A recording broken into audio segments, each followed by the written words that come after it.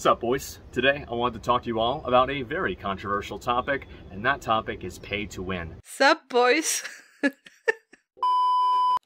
Let's do it again. Hey, welcome! You tuned in for the series called I'm talking about whatever I want to talk about, Hoyoverse related. Today's topic is, like Asmon said, pay to win, mainly in the context of Spiral Abyss. I didn't clickbait you, but before I start explaining why, a quick disclaimer. I don't mean to be negative for the sake of being negative. Spoiler alert, but before Fontaine drops, I want to talk about how Sumeru is the peak of Genshin actually. Despite the Spiral Abyss and endgame content in general getting assassinated. If you feel like I am sarcastic and overdramatic, then well, you will be right, at least with the sarcastic part. As for the overdramatic, I don't think so. I mean, my ex disagrees, but I think he's the one being overdramatic. He filed for a restraining order. Nah, but really, I know videos that are just hate farming are being made, and dude, they piss me off. So, I really don't want to come off like this. Disclaimer over! Alright, first of all, let's quickly explain what pay to win is and what it isn't. Since I'm like 42, I think this 10-year-old definition I found is close to what I understand by it. Pay to win is any game, or part of the game I should add, that sells players useful items or services which lets them progress significantly faster or gives them a significant advantage over non-paying customers. This is pretty much everything that is not cosmetic, and it applies to PvP and PvE alike. So yeah, not being able to C6 a character or R5 a weapon is fine because it's not needed for anything. Just like overpriced designer clothes are fine. Like, if you have the means, go for it, but they are not necessary. Especially if you never leave the room like me. They are literally real-life skins.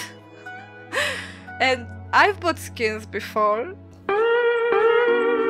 And yes, constellation or weapon refinements do give you an advantage in Genshin, but it comes back to that word significant. And it depends how you look at it. Sure, you won't hit 10 million damage free to play, but why should it matter? You have 3 minutes for a floor. Doing it in 30 seconds is only a flex for people who care, who aren't that abundant, and it's even less impactful than a Gucci bag. Gucci bag, Gucci bag, Gucci bag. Everything can still be cleared free to play, but it just takes more, like, I don't know, a month longer, so you can't say the advantage money gives you in Genshin is significant, right?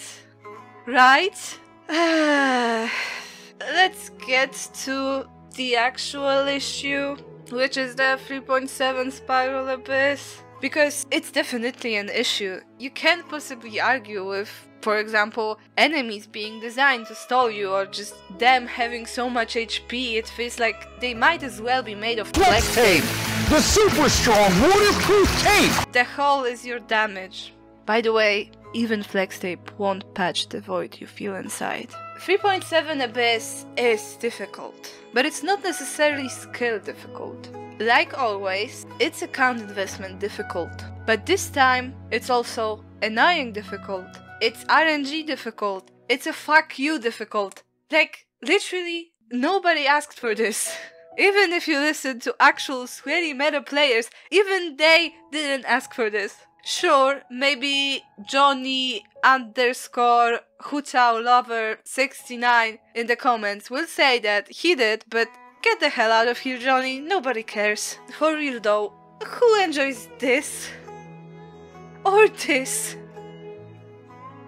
To give you an idea of what enjoyable hard content is, at least for me, I love this current event. Yes, it's still buggy and they picked annoying bosses. Like, this flying mother trucker can throw itself to a pit, back to Canria, because I play on a controller.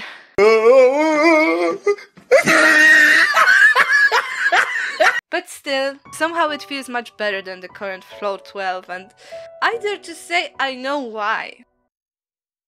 It's actually pretty simple. First of all, we are fighting a boss, so even if the moves are RNG, they aren't impossible to dodge. Second of all, it's not on a timer. I mean, you can put it on a timer, but nobody forces you to. You can turn it off and still get the 6,000 points. Also, the skill actually matters more here, since you can opt for survivability, I speak English, over damage. Like, dude, they are literally running better endgame content right now than the Abyss. And it's despite the Abyss being more difficult, technically. Enemies in the further nations having more HP is fine. It makes sense, as you progress through the game, they get tankier. Most RPGs are like that. The problem begins when Genshin puts those mobs in the Abyss, so their HP and defenses are further artificially inflated. The higher the level gap, the less damage you do. Basically, Hoyo takes a damage sponge to become more of a damage sponge. And then they make it an even bigger damage sponge again. And it's not possible to bypass that because 90 is a level cap for us, obviously. Another thing that just makes me wanna throw my pad across the room, the RNG movement. I already said that if you fight a boss, it's fine. I think, for example, the Thunder manifestation isn't annoying because of the RNG movement. Most Genshin enemies have it, but because the movements themselves are annoying. Take a Primogems, for example. He's a perfectly okay boss. For my first video, which I privated long time ago because, well, it was pretty shit, but for that I 36 starred the Abyss without any healers or shielders. Isn't it nostalgic? Dude, we used to think Magokenki was bad because he was stalling. I remember this challenge as something really satisfying, while, well, first of all, I don't think it would be even possible right now, but also 36 starring this patch doesn't even give me a sense of achievement. I just did it, so you all can't tell me I only complained because I couldn't do it. It's not even that it takes so much time, it's just annoying. If I had like 5 bosses to fight and it would take me like 2 hours in total, I wouldn't mind if it was enjoyable. It's just this Abyss isn't. And you know what? I'm not even that good for 36 starring it. Asmongold could come on my account and do it, probably, even though he's never played Genshin. He would just need my help in preparing the teams and a brief explanation on what button does what and how the rotation goes. I wonder if he's gonna shoot the characters. That's what I'm waiting for. If he does that, he's gonna be getting death threats on Twitter. Imagine if he shot Hu Tao. Rather than skill issue, it's an account investment issue and knowledge issue, as in building synergetic teams. This is the thing most people that have good accounts struggle with. As for the skill itself, it goes out of the window when you fight multiple enemies with undodgeable attacks. And by the way, it's not the first time we had this either. 2.4 Abyss I'm showing you right now had Magokenki. Later, they introduced 3 Magokenkis, just in case one was too easy. At least one of them kind of just stayed in place and they were easy to group. Now, what about 3 enemies again, but they are hard to AoE? You want to CC them? No, my dude, you are the one getting CC'd. That stands for crowd control, but also cock, because you are getting insolent, my dear innocent boy. And nothing against cocks, I like cocks, but insolent, not like this. Those insolent fucking Abyss. Oh, Jesus. Those idiots are literally the most annoying combo since launch, including the sheer cold Abyss. You have 2 dodges in this game, right? Then there's a cooldown. You can also dodge with your burst, but, well, they are also on cooldown. Also, even if you do use it, you'll get affected by the element. So you better prepare, you can get frozen right after. Amazing! This is just an example. There are many mechanics collectively working against you, and many unfortunate scenarios that are RNG dependent. Also, even if you somehow don't get hit, they and most other enemies, to be honest, are more agile than a Genshin player threatened with a shower. Tell me, if RNG wasn't that important, by the way, you critting or not is also RNG, so add that to the enemy's movements, why there can be like a minute of difference between runs? I'm used to having to restart because I'm 2, 5 or even 15 seconds off. But a minute? Dude, no, my skill didn't get so much better or worse in the span of 3 minutes. By now you can think like, okay, I can agree that the current abyss is annoying, but why pay to win? I can clear as a free-to-play. Yeah, of course you can, Andy. You've been playing for over 2 years. I'm sure you can. I am mostly concerned for people who haven't been addicted to that anime waifu collector for years, but are just now getting their first dosage. Because, yes, Genshin is still gaining new players, contrary to what Tecton, or someone else who desperately wants the game to die for not giving them what they wanted, will tell you. I know that you will always be behind with these types of games, but let me ask you, if you care about the Abyss, how much time approximately did it take you to 36 star for the first time? Or if you haven't, how long have you been playing? I'll give you a moment to pause the video right now and type your answer in the comments.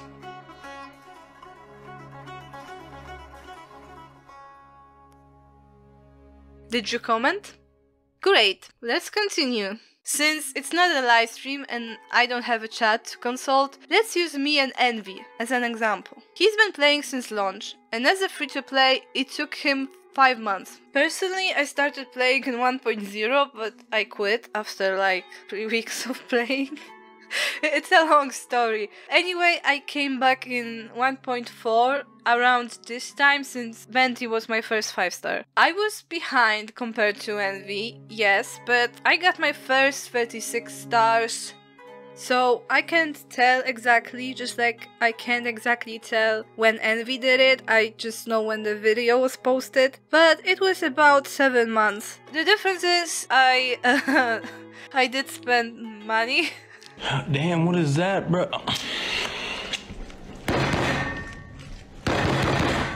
About $250 by that time, which, interestingly enough, didn't help me. Even if you assume I have skill issues or that I got really unlucky in gacha, which both are true, while certainly all of these are factors, alongside with just artifact lag and stuff, I am inclined to think the difficulty spike has already begun back then, in the Inazuman era. Even though I remember memes about people getting destroyed by Inazuman enemies, I don't think it was a big difficulty spike because how much of a difference would it make if I was free to play? I'd say probably a month, 2 maximum of grinding artifacts, because holy hell, my builds were trash back then.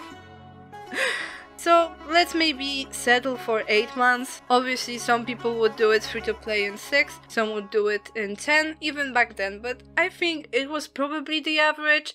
However, how much time do you think it would take to catch up if you started playing now? I won't tell you the answer because I don't know. No one can tell you for sure, but I'll bet all my savings, which aren't much, to be fair, but I'd still bet them all for it being at least a year for a free-to-play, with an average lag. I actually have some basis for this claim. This is my alt account. I created it during the first Kazuha banner, but looking at days active will be more accurate since I play on it on and off. Would you look at that? It's been a year! And I haven't 36 starred a single time yet. I got 35 once. I think it was that easy Hyper Bloom Abyss. I remember it taking me like 5 hours, but hey, at least I can say I did it once, because since then, as you can see, I've been selling for 33. That's despite me actually getting a lot of upgrades recently. Also in general, this is a pretty lucky account. And most importantly, I knew what the hell I was doing with it and didn't waste resources on physical XIANGLING or something like that. Yeah, I did it on my main. Still, all those upgrades are clearly not enough to even get close again to my previous score. And you know what? All of that would be fine if they added it for floor 13 or something. Too much theory crafting, where is floor 13? It wouldn't be good for an endgame mode, but I wouldn't have an issue with it. If Mark 2 Pussy_Destroyer from Reddit wants to fight those Abyss Lectors because he's a masochist, then sure, let him. The problem is, it's the same mode that used to have this. And I'm not saying bring back slimes to floor 12, but they should have stayed with Inazuma's difficulty in my opinion, or even the beginning of Sumeru. It's a fourth nation, it's in the middle, they just added Dendro then, it makes sense. For new players it would still take months to catch up. But if Inazuma difficulty spike added like 2 months of additional grind, why does Sumeru add like 8? Even if they tone it down in 3.8, which they probably will, do you think it's gonna last? We had some pretty hard Abyss rotations during 2.x, the ones that we were saying were the hardest yet, which was true at the time. And the next patch it would be a bit easier, but see, it didn't last. So there's a pattern here. And the pattern is not optimistic. That would be some big dose of copium to think they will somehow start making enemies easier in Fontaine. Here's the thing. The cracks have been showing since 2.0, but we ignored it because Hoyo has been boiling a frog. If you don't know what boiling a frog means, you're probably not chronically online, and I wish I were you. But basically, I mean it was a slow increase, so it wasn't jarring. However, this patch, maybe the Hoyo higher-ups asked to up the difficulty before Fontaine, or maybe the person responsible for designing the lineup got rejected by a meta player or something, and probably unintentionally, what we ended up getting is a mix of everything wrong with the Abyss in its current state. A combo. This combo made many of us open our eyes. When you are getting that 36 stars for almost 2 years with relative ease, you don't really notice it getting slightly harder over time. Just like you don't notice your hair growing day to day. I have much better builds on those characters, been farming Emblem forever, and other domains too, but they feel weaker.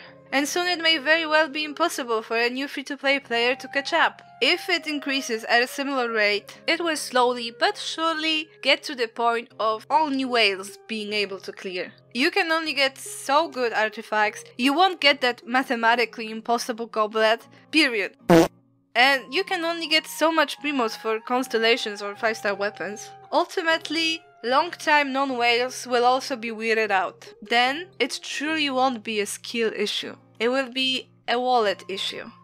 Another issue is the reverse power creep we've been experiencing. And you could argue about it not being the case in Inazuma. But right now, dude, when we are approaching Fontaine, come on. It is real. There are exceptions, but in general, both 4 stars and 5 stars have been getting worse. It's especially true for 4 stars. I won't be going into detail on this because it deserves a video on its own, but if you think that new player is getting Cookie, for example, for their Hyperbloom team just because she's on a banner, you obviously don't pull for a specific 4 star often. Got no cookie, so it can't be hyper blooming.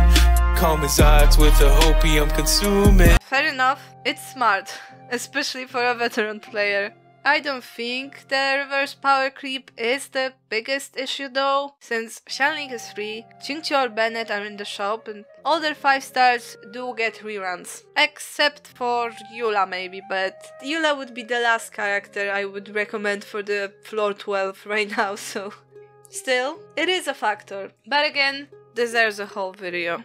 I want to emphasize again that it's not really about primogems. I stand by my point that every content is optional. As long as you can do anything, it's also okay to skip anything. I don't really see a difference between an event giving 1000 primogems at once and missing that last 3 or 6 stars for a couple of months. However, this opinion of mine only stays true if, theoretically, you can do anything free to play. So, I've never had an issue with the Abyss giving primogems, even when I started playing, because, well, as I explained, it's mostly a account investment thing and nobody does it after a week of playing. Even a whale. And if you are willing to actually learn more about the game, you will be rewarded with being able to clear faster. If not, however, then no biggie, because 30 stars, for example, is pretty easy to achieve. It's the difference between 33 and 36 that holds people the most, because that's the point where your talents are level 9 and 10, your artifacts are good, and Now you just need to farm even better ones, but it's going to take you more time to get a slight upgrade for one character than it took you to farm for your whole team. Diminishing returns and stuff, you really are not getting that goblet. The advantage money gives you stops being okay when it becomes really significant, so like 3 months versus 2 years to get your first 36 stars, or it becomes unachievable free to play whatsoever. And not for someone who started within 6 months of launch. I mean 2022 endies and current day endies and future endies. If you are wondering why we should care about them, well, there's a few reasons. First one is endgame players oftentimes take breaks lasting weeks or even months, because we can do it without missing much. Newer players though keep the game afloat, both financially and by keeping it relevant. That's the least important reason actually. More important one is I just have empathy. Also, it's not like other devs don't care about it. Diablo has a cycle system to ensure this problem doesn't exist, since Genshin has basically no competition despite various attempts. I think we should care about how it does things, because it sets the standard for new games coming out. At this point, not only gachas, but potentially all live service action RPGs. The most important reason though, at least the most selfish one, is while they can start with the Abyss, they can then move on into other areas of the game, like events. By the way, claiming event rewards used to cost resin. Why do you think they changed that? Because people complained. One last reason, a personal one. The Abyss is the only quote-unquote endgame we have. I want this to be enjoyable. It was refreshing to actually be able to clear with Yoimiya, for example, even if it meant a couple of retries. Still, like I said, this one is personal because XIANGLING being the best pyro DPS to this day is actually a good theme. I don't think I need to explain why. It's mostly that reverse power creep thing again that doesn't sit right with me.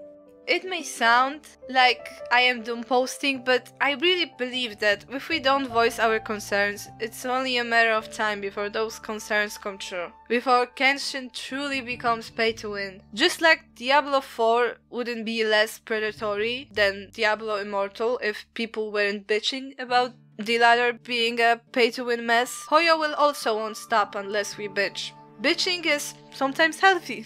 Don't take it out of context, please. Anyway, this very well may be one of my most controversial videos. I mean, not the Abyss being annoying part, that's the least unpopular opinion under the moon, but about the pay to win aspect. The first games I played online were MMORPGs, and you know, a lot of them just went pay to win down the line. It usually wasn't sudden, because at least back then, games that were pay to win from the get-go didn't stay afloat for long. And since all of us are just a product of our experiences, I am allergic to pay to win. And all of this is just my opinion, yours may be different. Let me know what it is, because hey, I am curious, especially with this one. If you feel particularly generous, you can also leave me a like and a sub, if you haven't done that already. Thank you for watching and take care. Bye! Skill issue is not the only problem. It's wrong in design. We say 50 primogems, say it's not worth it. It's not